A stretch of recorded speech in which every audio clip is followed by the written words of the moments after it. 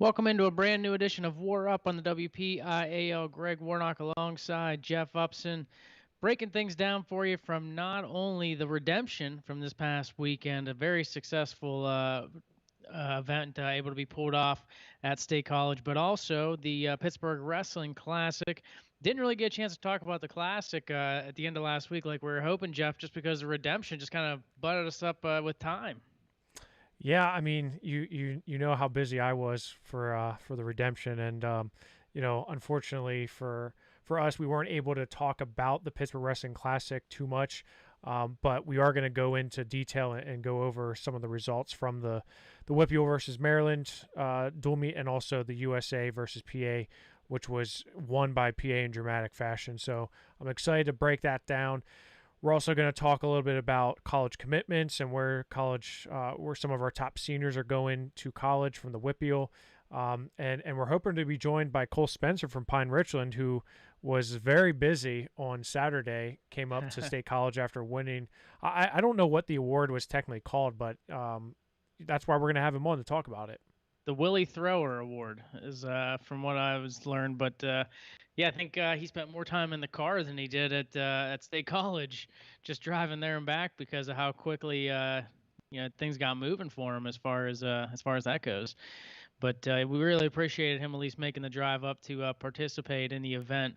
But as far as the Classic goes, let's talk a little bit about that. And we'll start with the undercard. The WPIAL takes care of business against Team Maryland 41-6. And this was just a dominating performance up and down by the WPIAL. Yeah, and I will say that the Maryland team wasn't quite what they wanted it to be, right? The Maryland team, they didn't have a season, so it was hard to get guys, and I know they kind of struggled to get some guys committed. So I had a lot of Maryland faithful contacting me beforehand and saying, "Hey, Jeff, this isn't the always the best that we have to offer. We are better than what we are advertised as, or at least what the results were in the Classic. But the bottom line was we knew coming into this that the WPIAL team was going to be really, really good, right? When you have guys that have been in the national rankings, such as Isaiah Vance, Carter Dybert, Ethan Berg, you're going to have guys that are putting up points and putting up a lot of points, and that's what we saw. We saw a lot of bonus points. We saw a lot of falls. And all of a sudden, it got out of hand, right? And it really started off right with a bang, and that was Isaiah Vance getting the pin over Keontae Hamilton, a guy who was supposed to do double duty. He was going to wrestle for both Maryland and Team USA, but unfortunately, he was banged up. And he couldn't wrestle against Nate Schoen and Team USA. But, that was a wild match back and forth. Isaiah Vance was able to get the fall in 341 over Keontae Hamilton. It was a great match with a lot of scrambles. For a heavyweight match, it was a lot of fun. But it really just, Greg, it was all across the board. It was just fall after fall after fall. It was just win after win after win. Yeah, and you look at the couple of close matches. I think you thought Vance was going to be one of them, but he just dominated in that second period to get the fall. Ethan Bergen had one of two losses for the WPIAL, but that was against a nationally ranked opponent as well, and probably the best matchup in this WPIAL versus Team Maryland.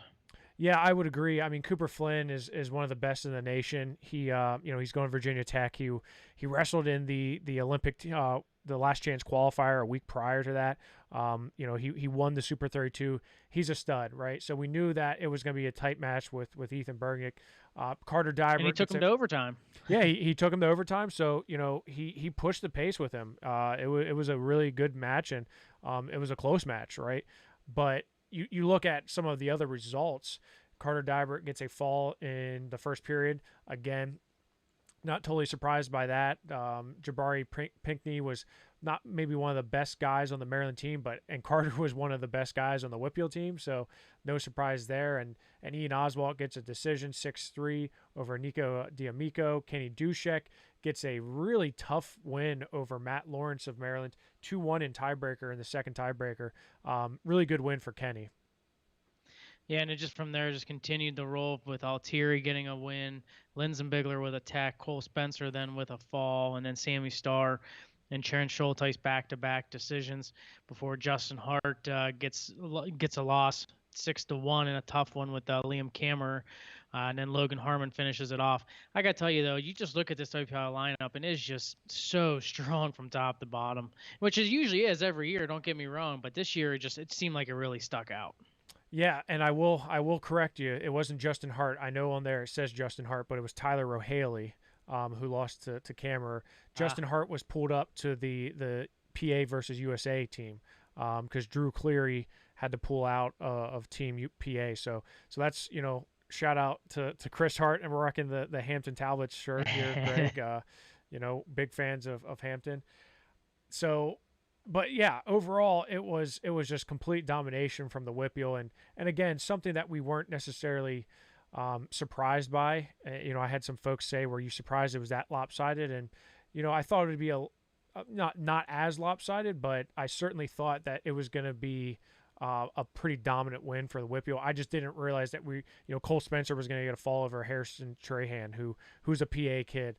Of course, Isaiah Vance getting the fall over Kayonte Hamilton. Those are huge points. And of course, some of those wins that could have went either way, like Kenny Dushek, or even Cooper Flynn and Ethan Bergen. So, but just a complete dominating performance from the WPIAL, Greg. And then that brought in the matchup of Team PA versus Team USA. And first and foremost, before anything else, the question was, will the girls match count towards the points? And it did. So Team PA does get the victory over Team USA, which hasn't happened since what year? 2012? 2012. Yeah, 2012. It was a 27-23 win for Team PA, and it was helped by Montana DeLauder of Gettysburg getting a fall over Adriana Turner in the opening match for the girls' side. Yeah, so that was definitely an area of contention of whether we were going to count the girls' points or not, and it had been sort of decided beforehand that, okay, well, this is so in previous times with the Classic, we've had girls freestyle matches. And of course the freestyle matches, we didn't count towards Team PA or Team USA. But in this circumstance, Montana DeLauder and Adrena Turner were two wrestlers, 1 and 2 in the nation. One represented California, one represented PA. So it was a no-brainer to have a Team PA versus Team USA match. They were photographed together as Team USA, Team PA, like they were part of the teams, right? So it was kind of the hiccup was, and you'll see on Flow Arena. So in Flow Arena, it has like Ethan Bergen's name's not on there. It has Justin Hart in there, not Tyler Rohaley. But it also has the girls match as a almost separate event. It's not tied in with the USA versus PA quote all-star match. So that's why it was really confusing for folks watching at home of whether, what the score was. And of course, then we had an injury default for Keontae Hamilton, and those points weren't put up on the board yet. So it was kind of an issue that we had with Flow Arena and getting the information out there. But, all of a sudden it was like, oh my gosh, PA's in this match. And all of a sudden Wyatt Henson's, his decision was the difference, right? And we asked him afterwards if he realized that going into it, and he was like, nope, I had no idea. So it was kind of cool to see that because, had he known that all of it, was riding on him, I don't know, maybe he wouldn't have been able to pull it out.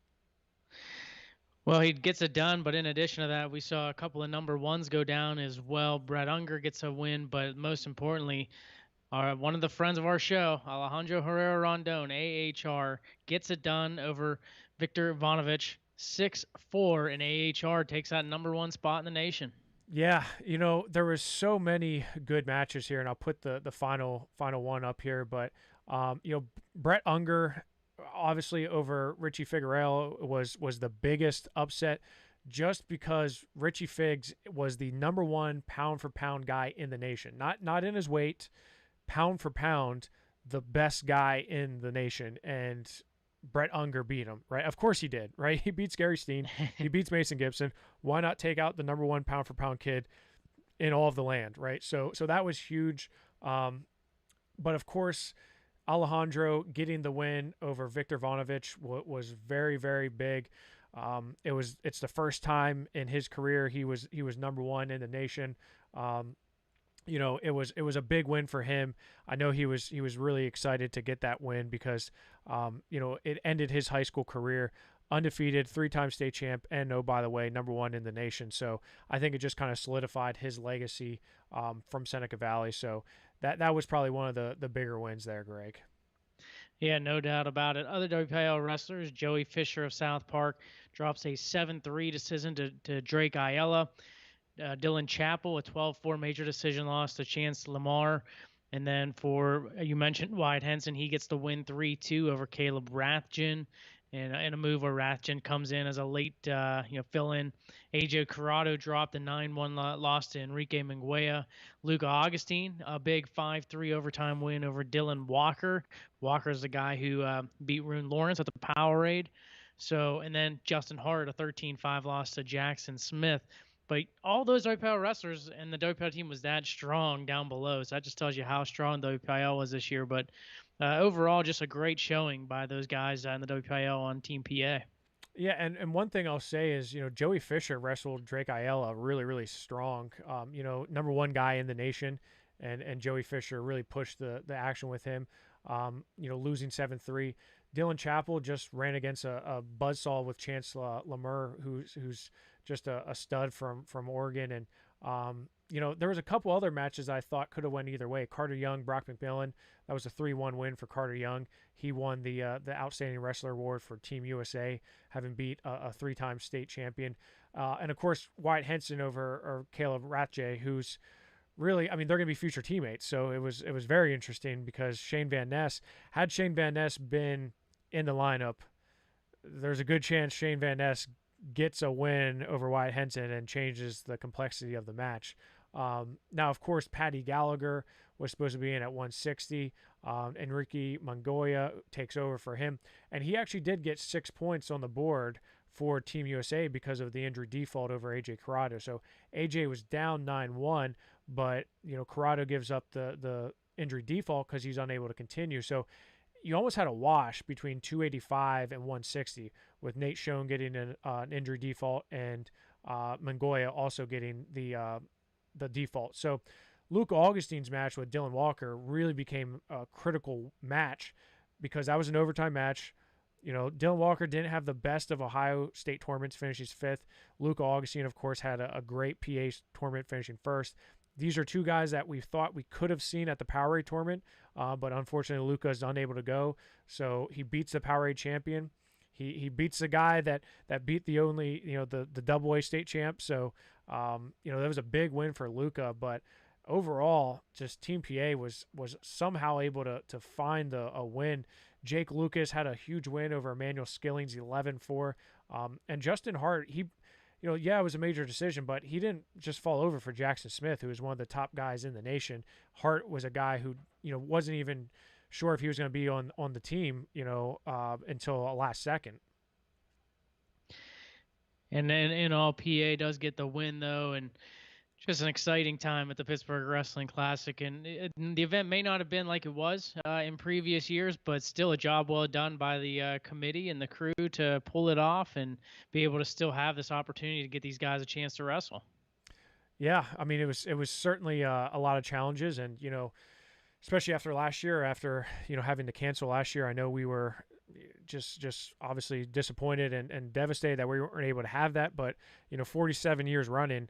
And I've been fortunate to be a part of that for a few years now. And, I'm just looking forward to many, many other years and, returning to the field house, in that atmosphere and seeing people with their programs, filling out the scores. And, it was definitely a different type of atmosphere for sure.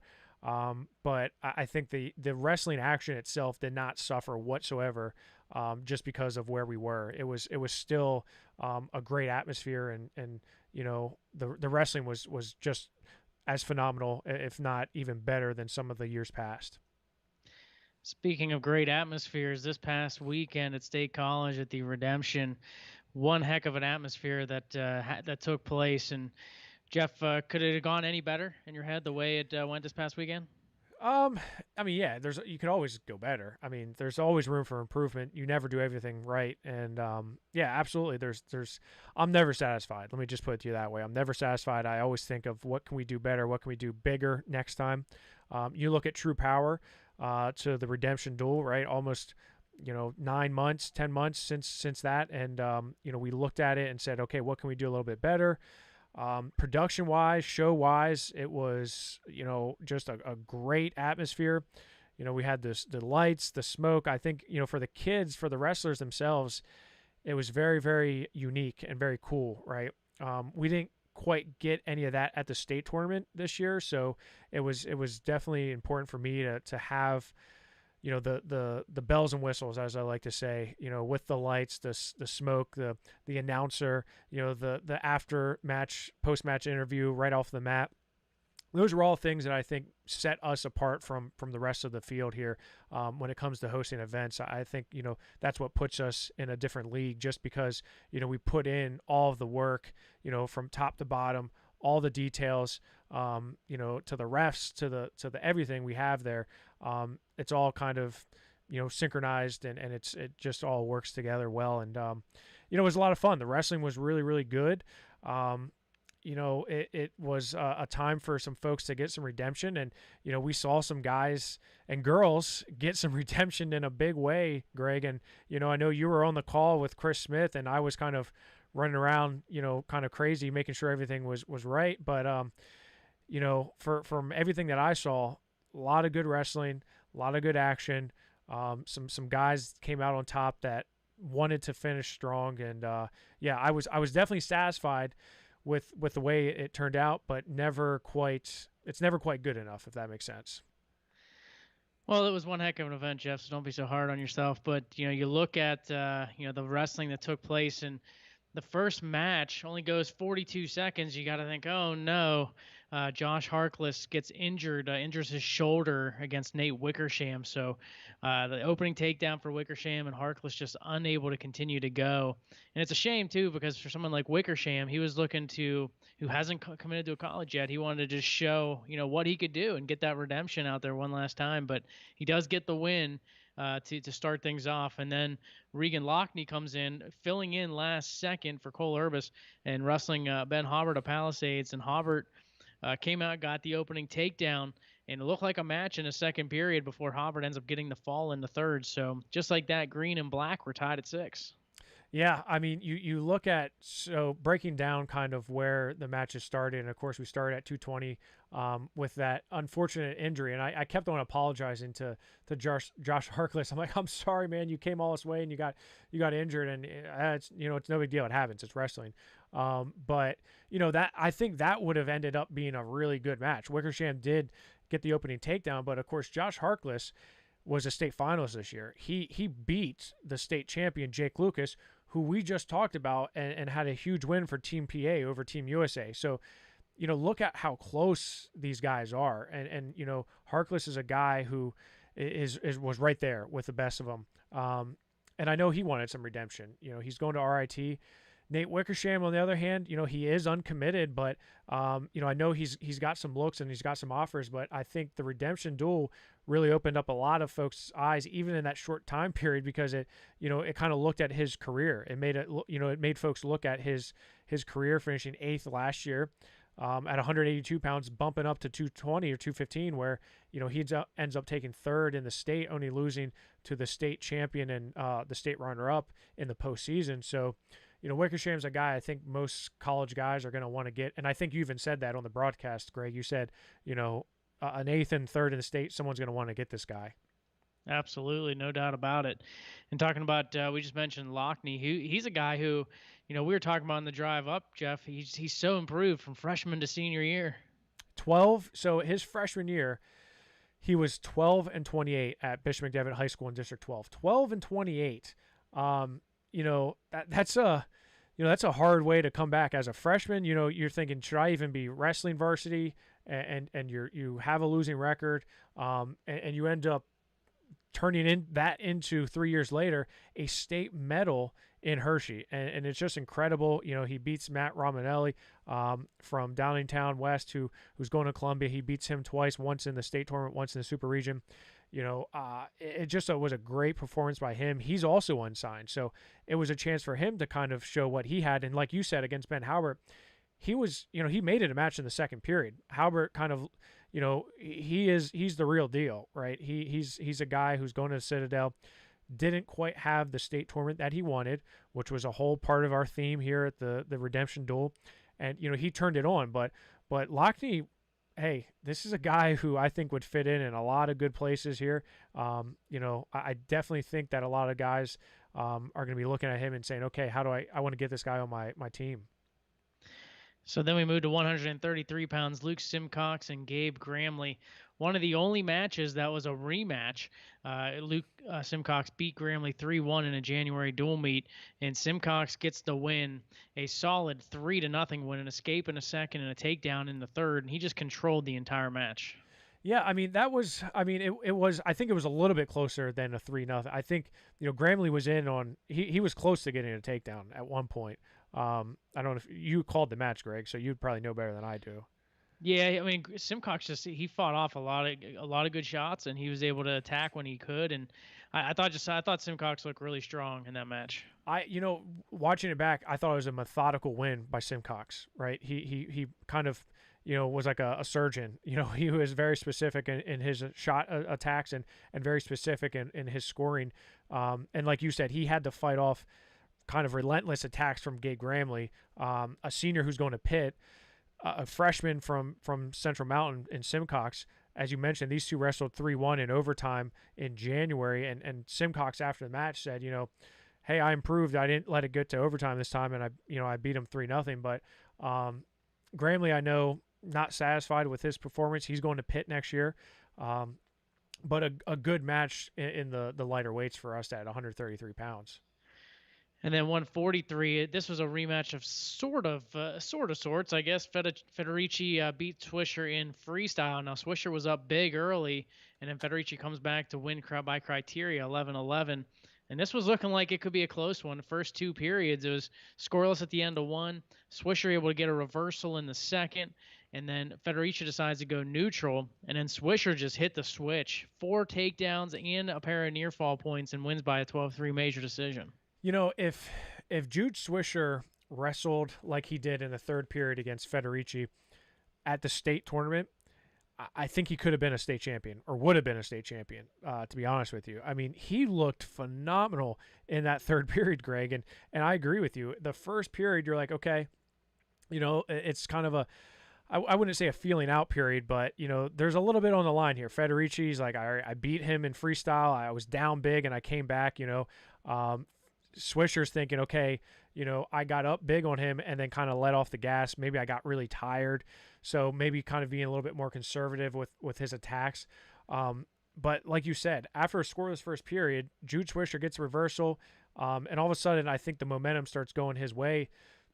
The third period, though, it was like Swisher was a whole different wrestler. I mean, and it's not like Federici just got bad after 2 periods. It was a Swisher just went up to another level. You know, and he had talked to me after the match about, you know, the match that he had with Federici, and he was like, you know, I just got so tired after that first period, and I just got worn out that he had nothing left in that freestyle match. So, and of course, he's not cutting any weight. He's going up. He wrestled, let's not forget, he wrestled 132. You know, it was 134 with a weight allowance, but he's wrestling up to 143 right now. So, you know, I think he was just kind of wanted to wrestle the best, and you know, he wanted to get a little redemption for himself for that match, and he certainly did. 118 was the next match, and Jack Caruso, a guy that's familiar here for the WPIAL because Vinny Kilkiri had dropped that loss in overtime where many thought Jack Caruso stalled that third period. Jack Caruso looked strong in this one. You know, Cohen Baney and Jack Caruso were scoreless after one. Baney gets the escape in the second, and then Jack Caruso turns it on. 2-2 to end the second period, an escape and a takedown in the third, and he was able to take away a 7-2 win.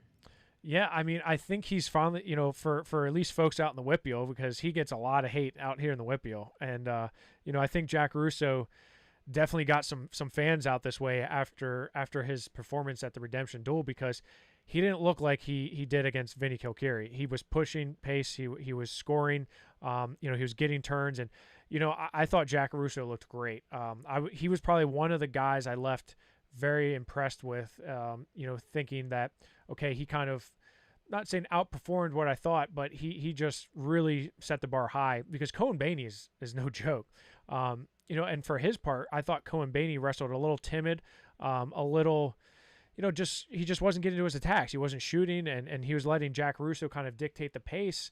With a guy like Jack Russo, who's so slick, he's so, he's so good at getting to his attacks, and then all of a sudden he gets a turn on top, and that's a hard, kind of deficit to get out of. Look at Vinny Kilcarry. I mean, he couldn't get out of the deficit, and he's one of the best in the nation. So for Cohen Baney, I think he has some things he needs to work on, and Jack Russo, I think, continuing to work his gas tank and continue to get his conditioning up, because that was the one question mark everyone had coming into the Redemption was, okay, what type of gas tank does he have in this match? And I was very impressed with his. Yeah, and that's something he talked about working on over the last month to come up to the Redemption Duels. Then we moved to 157, Eric Gibson, who didn't get a chance to wrestle in the postseason. He gets his chance to wrestle here, and he started out against Dalton Gimber. It looked like, oh, man, Gibson's going to run away with this. A pair of takedowns in the first, an escape from Gimber in the second, another takedown by Gibson. He's up 6-3 after 2, and he takes bottom and escapes, so it's 7-3. And, again, it looks like he's just going to run away with it. Then Gimber gets a pair of takedowns and makes it interesting. An 8-7 final for Gibson. But, I think he wrestled great for 2 periods, and May just ran out of gas a little bit.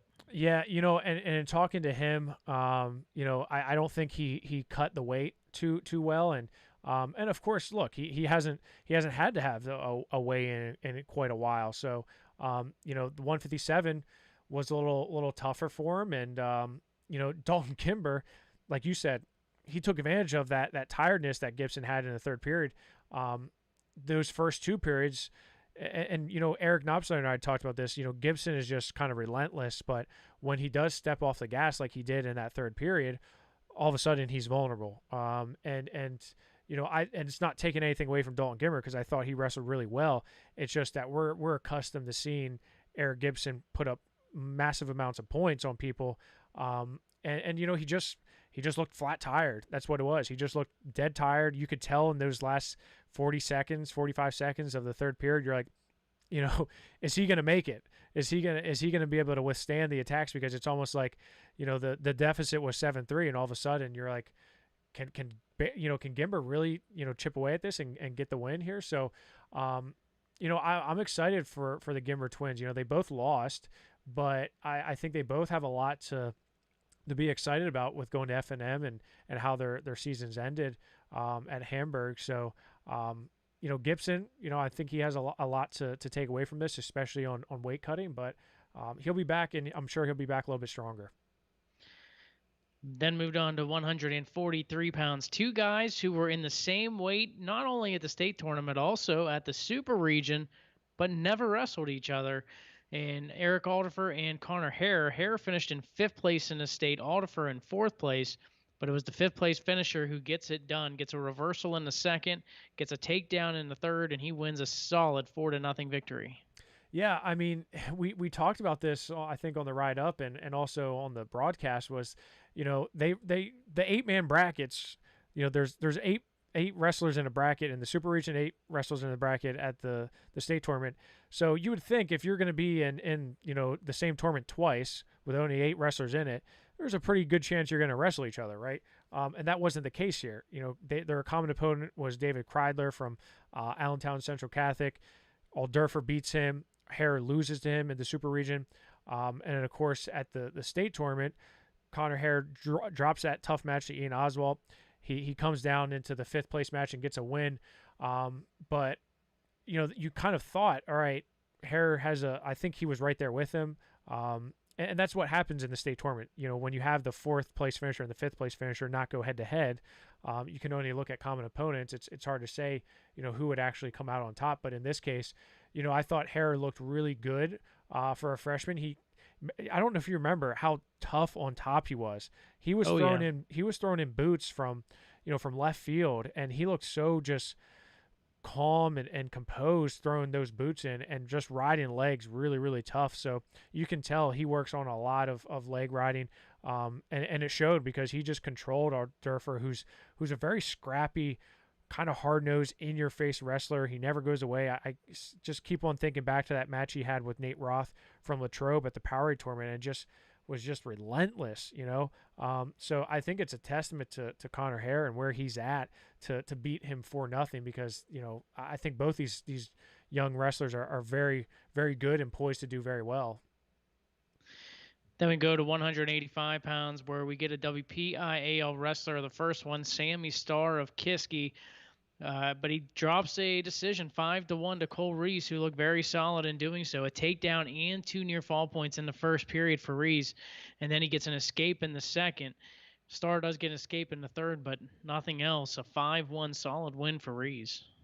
Yeah, so you look at it and you say there's a few things here to unwrap and unpackage. One is Sammy Starr was a 172 pounder, and when he wanted the match of redemption, he said, "I'll wrestle anywhere between 170 and 190." That just shows you his mindset. He doesn't care. He wanted a chance to wrestle the best. Well, I did him a solid and I got him the best. Cole Reese is one of the best in the nation at 182 pounds. So, there was that, right? You're giving up a little bit of weight, and you're also, you're also going against a guy who's really tough. And he was dealing with an injury too. Oh, that was my second point is that he was dealing with a serious elbow injury, that not a lot of people kind of were privy to, but he was banged up, the elbow was hurting him, and man, I think that showed, and I think that was the issue that we saw here at the redemption. Not saying that Cole Reese was not. I mean, trust me, Cole Reese was very, very impressive, but I don't know if that was the Sammy Starr that we're accustomed to seeing. But man, Cole Reese just he was on fire, and I think he had a lot to prove in that. Yeah, he was. He felt slighted by not getting the PA choice for the Pittsburgh Wrestling Classic, so he used that in that matchup. Wanted to show everybody what he could do. So then we go to the girls' match at 110 pounds, where it is Kiera Kohler, a 6-0 win, a dominating win over Madison Packer. Packer had beaten Kohler twice already that season before, so talk about redemption. Kohler gets it. Takedown in the first, a reversal in the second, and a takedown in the third, and she was solid in that win. Yeah, so I mean, the best match, the reactions was her and her mother hugging after she won, because it was almost like she just won the Super Bowl. I mean, she was so excited, and rightfully so. She beat Maddie Packer, who had beaten her twice at the girls' state tournament. Once in overtime and once a close decision. So that is a very that's a very impressive win for her to flip the script on her. And the redemption was true, and it was on full display for Kiera Kohler. She was so happy. I saw her afterwards out in the hall, and she was so happy. And that just, again, not to be cheesy, but that made me feel awesome, to see that. And, that, again, not taking anything away from Maddie Packer. I got to know her a little bit. I got to talk to her for a while. She's a very bright young girl, and I think she's going to have a very bright future, potentially at Lock Haven, depending on where she ends up going. But yeah, it was just a lot of fun to see that type of reaction afterwards. Especially losing to someone twice. I mean, you've probably lost to the same wrestler twice. I've lost to the same wrestler twice. I've not always had that third chance to wrestle them back, and Kiera was able to get that chance. So then we got the second WPIAL wrestler onto the mat at 285 pounds, Billy Mcchesney of Greensburg, Salem, taking on Riley Robel of Bishop Mcdevitt. And Robel able to ride Mcchesney for the entire second period, gets an escape in the third, then he gets a stalling point before getting the takedown. Mcchesney tried his deep double, and Robel able to just slide him right by, get the two. A solid 4-0 win for Robel.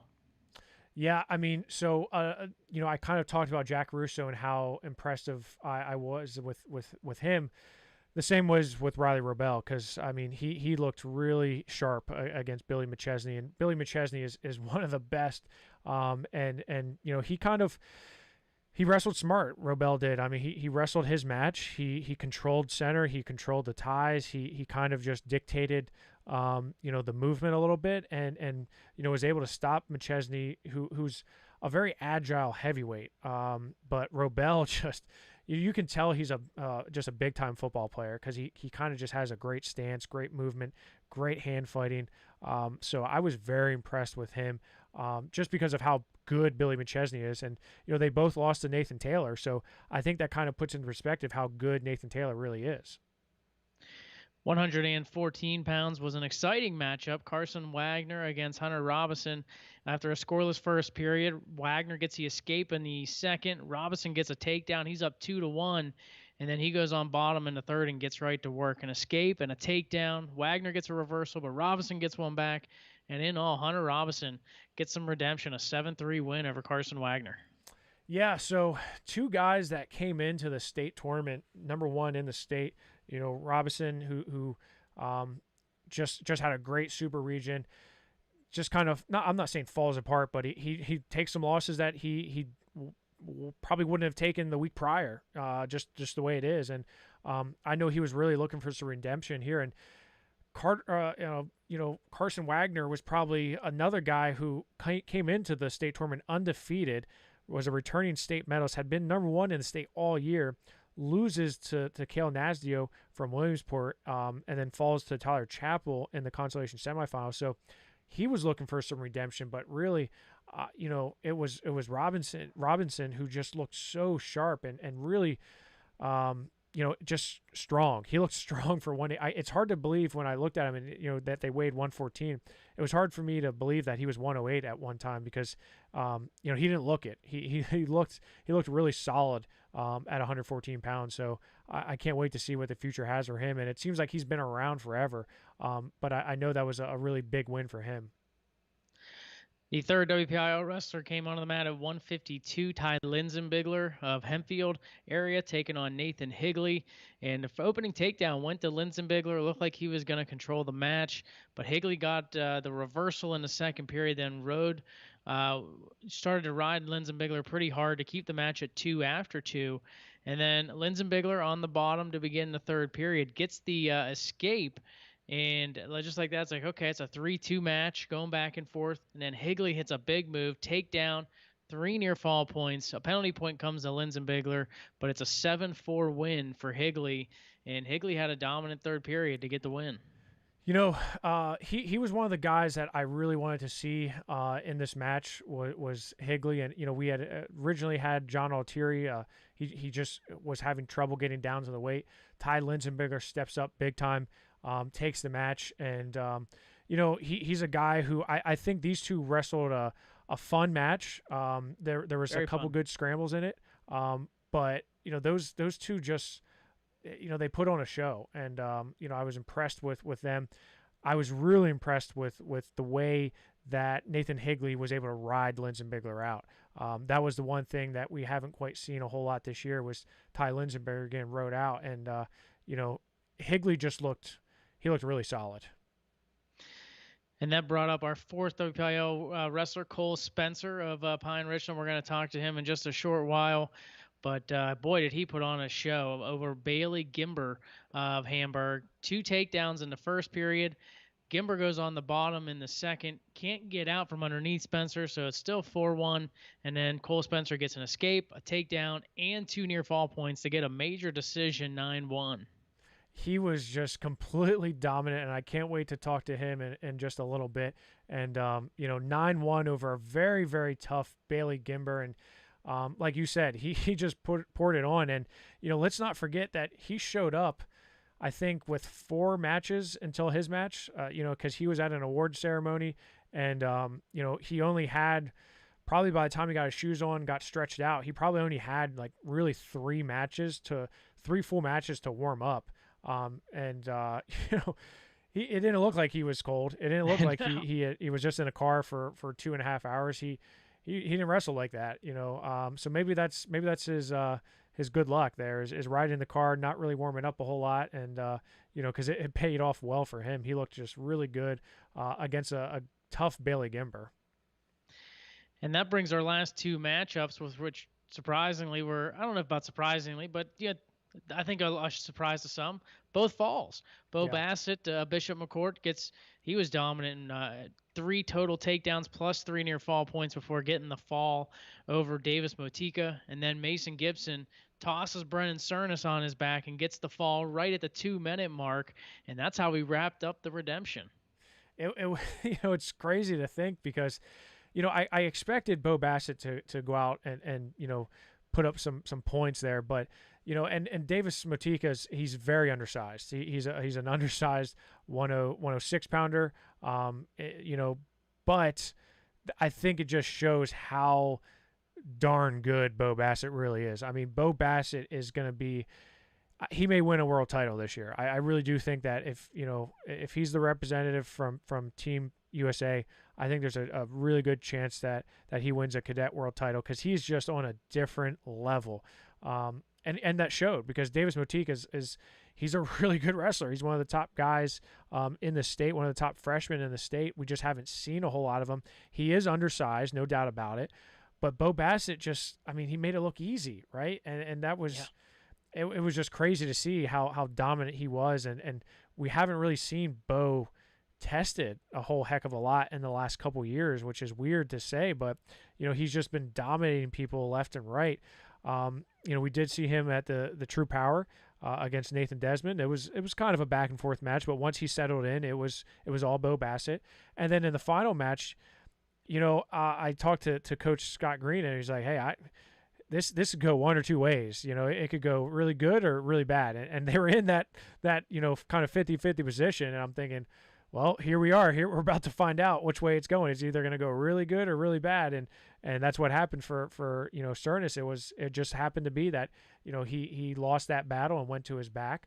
But overall, Mason Gibson just completely he just loves the limelight. He loves just being in the spotlight. He loves having, just those, all eyes on him, so to speak. And it showed because he came out and performed at a high level. He did, no doubt about it, and gets the win for his team as well, because it was going a little bit back and forth for Team Green and Team Black. Team Green ends up winning 35-24, but 2 matches prior, it was 24-23. Black was leading Green, and in fact, it was up 24-19 Black before Cole Spencer and then Bassett and Gibson all win with bonus points. But early on, it was all Team Green where they were up 19-9. So overall, Jeff, I think you separated the teams pretty well too to keep it interesting till the end. Well, thank you. I tried to mix it up as best we could, and like I said, there's, it was a fun card, man. A lot of good wrestlers, a lot of the coaches, the parents, everyone was just great to work with, and I can't wait to put on another event because we got the itch. We can't stop doing it, and who does it better, right? There's no one does it better than PA Power Wrestling, and that's just what we do, right? Kind of like Bo Nickel. That's what we do at Penn State. This is what we do at PA Power Wrestling. We just put on really good events, and I'm excited to continue the momentum rolling here. Yeah, no doubt about it. We're going to see if we can get Cole Spencer on in just a little bit, but before we do, why don't we throw it to Nick Fuller of the Tactical Mind. This is the Tactical Mind, and I work with athletes in the field of sports psychology as a cognitive performance coach. Within 5 minutes of talking to a parent, they make the connection right away that this would be great for my kid to have when they're in college, when they're just going through the ups and downs of high school. Who wouldn't benefit from having more self-awareness? Who wouldn't benefit from having the ability to self-regulate our emotions and our counterproductive thoughts? Who wouldn't benefit from having more optimism, not just on the field, but in life? Don't forget to use promo code POWER to receive 50% off your initial consultation with Nick. Again, promo code POWER, POWER, to get 50% off your initial consultation. Joining us now is Cole Spencer of Pine-Richland. Cole, thanks for joining us. Yeah, thanks for having me on. Well, Cole, talk a little bit about your day on Saturday. I'm sure you didn't expect it to be that wild, but from beginning to end, you were a busy guy. Yeah, it was crazy. Like I said in that interview after the match, like I committed to you guys wrestling at the Redemption Duel, and I thought it'd be later at night, but you guys said it was at 4 o'clock, and I knew I had that Willie Thrower banquet at it was like a luncheon, so it started at 12. And the guy said it would be over at 2, but it ran a lot later than that. And but luckily we were able to rush over to State College and make the match. But yeah, it was a wild day, but it was fun. So I guess your secret is to just ride 2 hours in the car and then just get a couple-minute warm-up and then just get right into wrestling, because you were dominant on Saturday. Yeah, honestly, it was just throw on the shoes, throw on the singlet. I warmed up with my brother a little bit in that back room, and then walk right out there. Don't have to think about it at all. Just go out and wrestle. And yeah, it worked. Well, I appreciate, Cole, you're a man to your word, right? You said, hey, I'm going to wrestle in the Redemption. And I think at first I may have said it was going to be later in the evening. And then we found out, well, they had the C3 Sports had to set up for church the next day. So we had to be out of there by a certain time. So, I didn't really put 2 and 2 together. And then Dan Flickinger, who does Westmoreland Sports, is like, hey, there's a luncheon that we're streaming, and I'm pretty sure Cole Spencer's at it. I'm like, oh boy, we could be in trouble. Tell us what was it? So what was it? What was the award ceremony, and what did you end up taking home? What was the award? Yeah, so it was the Willie Thrower Award, and it was the first annual award for the certain award, and it's like the best WPIAL quarterback award. And so they asked all the coaches across like the WPIAL and all like the media members to select like your top 5 quarterbacks. And if you were like the number 1 that they picked, you got like 5 points. If number 2, 4, and like so on. And so yeah, I ended up with the most points out of all of that, and ended up winning the award. So it was like the best QB in the WPIAL. So yeah, it was a pretty prestigious award. And again, it was the first annual, and so it was pretty awesome being there with the Willie Thrower family and his wife and his, I think, 3 sons, and being able to talk with them. So it was a pretty cool experience. And really, it kind of segues nice because, you start out in the morning getting a football award, and then you go right into wrestling and getting your hand raised. You go from cleats to a singlet, right? And that's kind of been the story of your career, right? You've been a high school quarterback, but you've been on the medal stand 3 times in Hershey. So, just talk us through how, especially because you guys had deep runs into the state tournament, right? You won what, 2 state titles, 2 team titles with Pine-Richland. So, I personally won 1. Yeah. Okay. So, but you were there, yeah. Long times into the postseason with the team. So, that's sometimes can be a hindrance for especially wrestlers. Yeah, it was tough balancing the 2. Like I said earlier, I mean, my freshman year, I was just on the freshman team. And so when I was a freshman, I wasn't any like varsity. And that's when we won, I guess they won the state title my freshman year. And they had a loaded senior class and loaded junior class. So that senior class left. They had obviously a star quarterback going to Notre Dame. And I was kind of like the next one up. And so after I took 8th at States my freshman year, it was really after that straight. I took off and played football, or like was practicing football, and then came back maybe the week of NHSCAs. And then after that, I didn't touch my shoes, touch a wrestling mat for 6-7 straight months. And because I was going against a senior trying to get that starting spot, and then ultimately did get the starting spot and went all the way to December and played the state semifinal game. And we ended up losing that game. And then coming back, going to my sophomore season, I was way out of shape, way fat. And because at that time I thought there was a chance of me playing football in college. I mean, I love football. At that time, I liked it more than wrestling. And I was like, oh, this might be what I'm doing. And then I didn't grow at all. So I was like, oh, I might have to change that a bit. So obviously it showed my sophomore year, not even making the state tournament. And then that next year, every Sunday, I think, throughout the football season, I was at wrestling practice.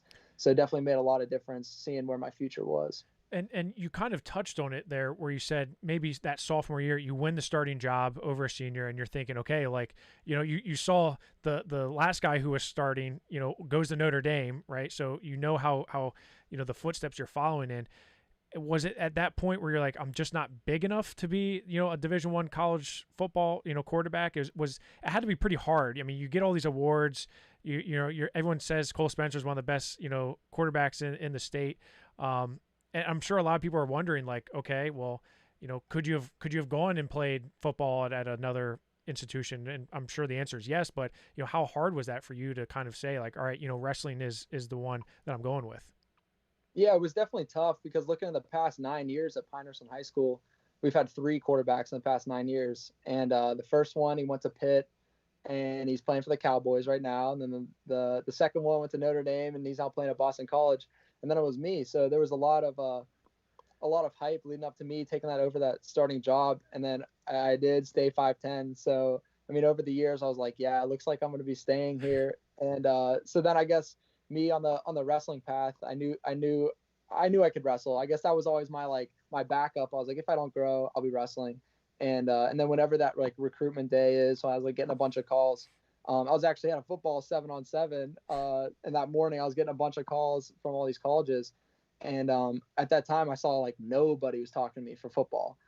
And I was like, all right, that was kind of the turning point in me, knowing, all right, my future's wrestling. And so definitely took that a lot more seriously once I kind of realized that. It's got to be different for you going into now the fall season where you're going to be wrestling all the time. You no longer have that football practice you kind of alluded to in the interview as well. So just talk about what a difference that's going to make as you head to University of Penn. Yeah, like you guys mentioned in that the Willie Throw Award, the transition of football, like cleats to wrestling shoes, that Willie Throw Award, I mentioned in my speech at the event that might be my last football award ever. And so that was kind of like my going away party, and then coming to wrestling with you guys, because like I even see the surge behind you, Jeff. I've never wrestled in any of that stuff. Yeah, any summer wrestling events that you guys have put on over the summer, I haven't been able to do. And so it's kind of like I was putting my football cleats to bed and taking out the wrestling shoes for the next 4 years. And so yeah, I'm excited for the future, taking this 100% of the time, and I'm super excited to get up with Penn. And talk about just Penn and what sets Penn apart. You know, I know me personally, I'm a big fan of Penn. I love Roger Reyna. Brian Pearsall is a District 3 guy, which shout out Brian Pearsall. He just had a birth of his child, so congratulations to him and his wife. But, you know, what was it about Penn that really stood out to you? Because you're going from, obviously, the Steel City, you're heading all the way out to the city of brotherly love. And, man, the Eagles, really, the Eagles? Yeah. I mean, honestly, in the beginning of the recruiting process, like I didn't think I was going to like Penn. And I got invited to like an ID camp out there. And I was like, the city, I don't know if I really want to go to a city and for school for the next 4 years. And then I got there and I love the city. And I didn't, because I don't really like go to Pittsburgh that much, except for like if I'm playing the WPIAL championship game at Hines, or I'm going to watch a game or like even a show or something like that. But I loved Philly. I love the campus, and obviously the academics are crazy there, and especially Wharton. And business is what I've been wanting to do for a while now. And once I got the call that I was like, you're good for Wharton, I was like, yeah, it's a done deal. And on top of the academics, I mean, you got Roger Reyna, like you said, Brian Pearsall, Brandon Slay with the RTC, getting like guys like Mark Hall, Joey McKenna, David McFadden, Jordan Burroughs, possibly next 4 years. Those guys are all around my weight, and it's gonna be fun getting up with all those guys. Well, it's been a lot of fun watching you over the wrestling career, Cole, and best of luck as you head into college. It's been again a lot of fun watching you throughout, and make sure you stay in touch with us as we continue to watch your seasons grow. Yeah, thank you guys. Cole, you're gonna make a great flag football quarterback. All right, don't say you don't have awards coming to you. You know, if we're ever having a pickup game, I want you on my team. So don't say you're not going to win any awards. All right. Yeah, please call me. I'll be down. Whenever. Absolutely. Well, we appreciate it, Cole, and like Greg said, best of luck to you in the future, and we look forward to seeing you. Yeah, appreciate it, guys. Thanks, Cole. Cole Spencer kind enough to join us on the show. And Jeff, we talked about Cole's headed to Penn. We got some other commits going as well for the WPIAL. And you talk about Brown also picking up a pair of commits, the Burrow guys, Ian Oswell and Aj Corado. Yeah, I mean, so it's interesting with Ian Oswalt because, Stanford was one of his top schools. And of course, when they announced they're dropping their program, it kind of shifted his plans, right? And Aj Corado was the first one to pick Brown, and then Ian goes in his path and follows that. And, it's just going to be great to see two Burrow guys that, grew up together, wrestling together. Now they're going to go to college together. So I think that's always fun to see how these, careers kind of go on to the next level. Yeah, you look at some other ones as well, as far as Ivy League. Kenny Dushek, he's headed to Columbia. Tyler Simmerman, he's headed to Hofstra. So these guys are going to some big schools as they continue their wrestling career. Other WPIAL wrestlers too. You got Joey Fisher. He's headed to Clarion.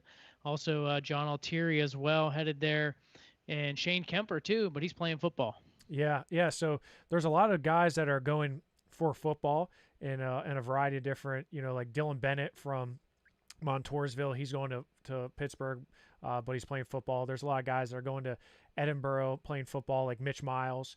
So there's, it's great to see that these guys are continuing their athletic careers, whether that's on the mat or on the gridiron. But as you mentioned, with John Altieri going to Clarion, there's quite a few Bucknell commits on our list of from class of 2021. Dylan Chappell, Antonio Emilio from Seneca Valley, two guys that are going to be going to Bucknell from the WPIAL at least. And Mason Prinky just signed with Clarion. That was a recent commit, so he'll be joining John Altieri there.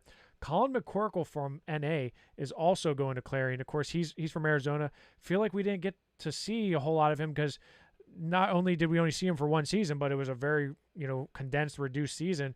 He didn't make it out of the super region, so not necessarily seeing a whole lot of him, but he's going to Clarion. He was a two-time Arizona State runner-up, head into Clarion, so very good pickup for him.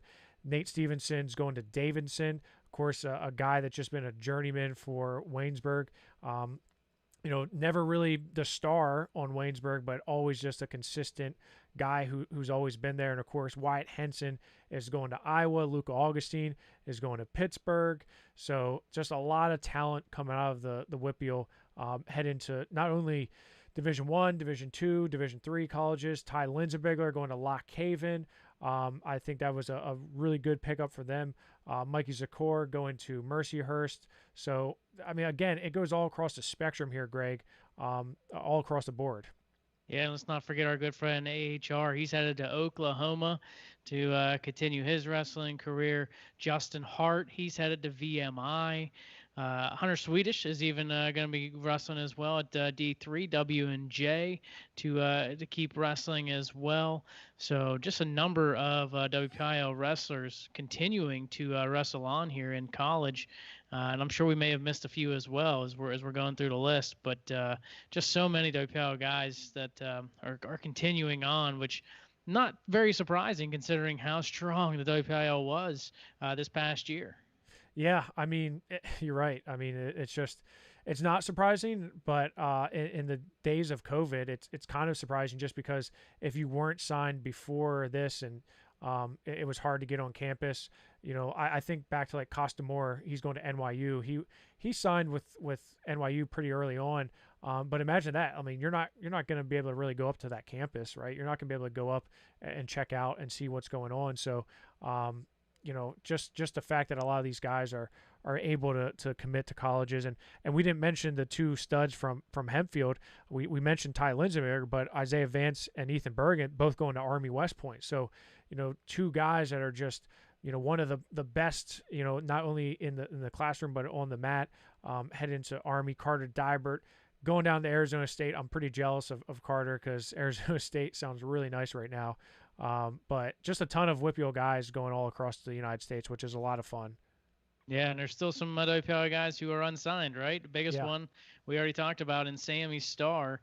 So, just a number of guys still out there right now in the event. Logan Harmon, another guy who remains unsigned. He had a heck of a postseason, bumping up in weight because he was originally at that 195 to go up to, or 189 to go up to 215. So he's another guy who should be getting a lot of looks right now, and we'll see where he ends up. Yeah, and I'm actually going to be releasing the top uncommitted seniors from the class of 2021. Of course, that's from the entire state. But the WPIAL is going to have a number of wrestlers on there. It's hard to determine whether a kid is even A, interested in wrestling in college, or B, plans on going to traditional college. A lot of guys just, college is really expensive. So might want to go to trade school. That's right. Yeah, right. Or trade school of some sort. So, I mean, you look at a guy like Max Stedford. Stedford is probably ended this, his career top 10 in the state, over 100 wins. Garrett Thompson from Franklin Regional, same thing. Probably top 10, ended his in the ranking in the state. So a guy who beat Ty Linsenbigler, he's right there, man. Like he's definitely a guy who I think is going to benefit a team, whether that's D1, D2, or even Braden Roskowski from Kiski. He hasn't committed yet. So a lot of guys here with a lot of potential that just hasn't been tapped yet. So I'm excited to see where some of these guys may end up. And we'll make sure to keep you updated as they continue to go through. Make sure you follow PA Power on Twitter, as well as throughout our website, because we want to make sure you know what's going on with the latest, and obviously through Rockfin as well. But usually it ends up on Twitter first if we find out. So we'll make sure you got, and obviously if they share it, we'll make sure to retweet it out to you. So make sure you're following PA Power on Twitter to get all the latest updates on the recruits. And before long, Jeff, we're going to be talking about the 2022 commits and those coming up. Those guys are making their decisions right now, and we got a number of guys here in the WPIAL who are coming into their senior year, and it's going to be exciting to see where they end up. Yeah, there's a ton of recruits from out this way that I think are going to make some noise, and Division I coaches are going to be calling like crazy for some of these guys, and that's kind of always how it is, and I don't think this year's going to be any different. Well, I want to thank Cole Spencer of Pine-Richland for joining us. He's such a great interview. Really appreciate having him on. And Jeff, thanks to you, man. The redemption went off with a success, and was a lot of fun to be there to have that opportunity to be at the event. And we're excited to see what PA Power has in store for us here as we head through the rest of the summer. Yeah, absolutely. Be on the lookout because we're not stopping, right? We're going to keep on growing, keep on doing more, and we can't wait to do it. And hopefully we'll have some more ups here before December comes around. I'm sure we'll have a few will pop in and out just to keep things updated throughout the rest of the off season. But for Jeff Upson, I'm Greg Warnock. Really appreciate you listening to War Up on the WPI.